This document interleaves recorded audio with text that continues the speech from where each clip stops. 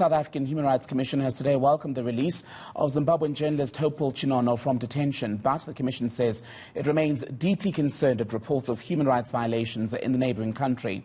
The Commission says in a statement it supports calls by the Zimbabwe Human Rights Commission to highlight the importance of respecting freedom from torture and inhumane and degrading treatment. Let's speak to the chairperson of the South African Human Rights Commission, Professor Bongani Majola, who joins us by Skype this afternoon. Prof, a very good afternoon to you.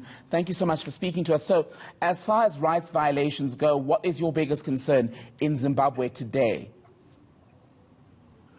Well, our biggest concern is the continuation of the reports that come from Zimbabwe that rights are being violated there. And as you know, that rights are indivisible and inalienable. Any right that gets violated is a concern to us.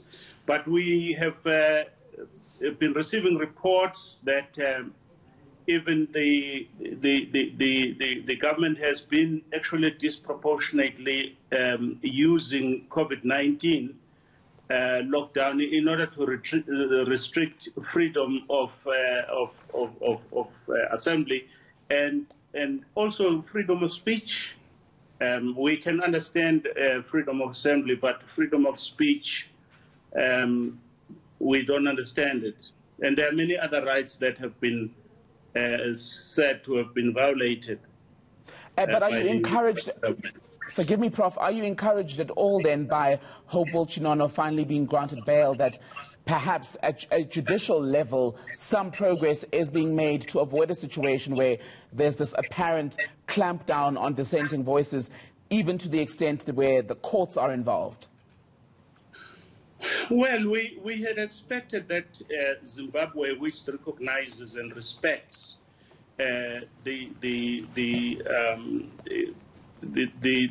constitutional expression that a person is innocent until proven guilty, that, you know, they wouldn't have to spend 43 days behind bars, you know, when they could be released on bail and then be taken to court where their guilt can be proven.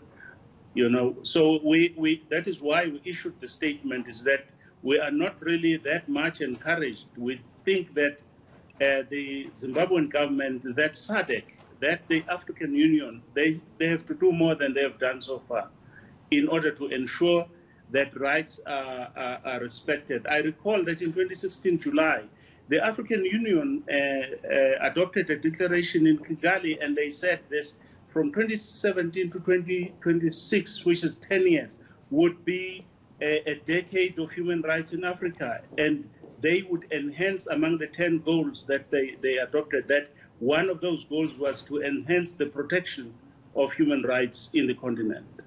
You speak of the African Union and the likes doing more for Zimbabwe, Prof.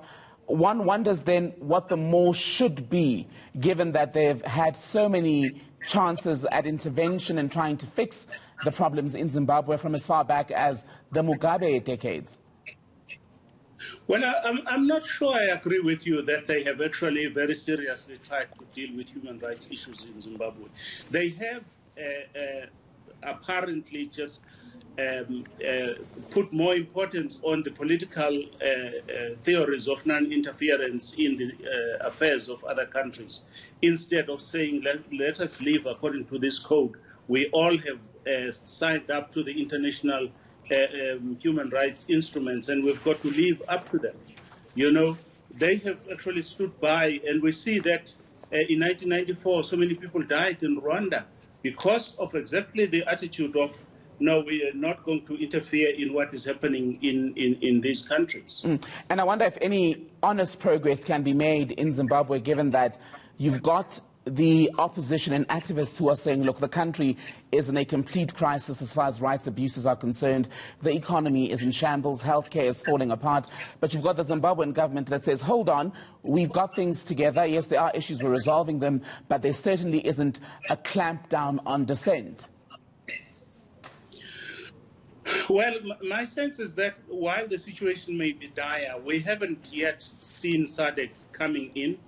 We haven't heard the neighbors of Zimbabwe saying, listen, I think you've got to pull up your socks in terms of human rights and other issues.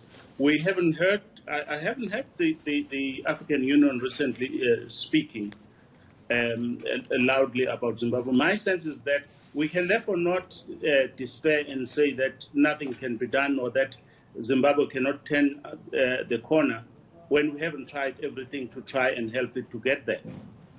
Professor Bongani Majola, Chairperson of the South African Human Rights Commission, good to speak to you this afternoon, sir. Thank you.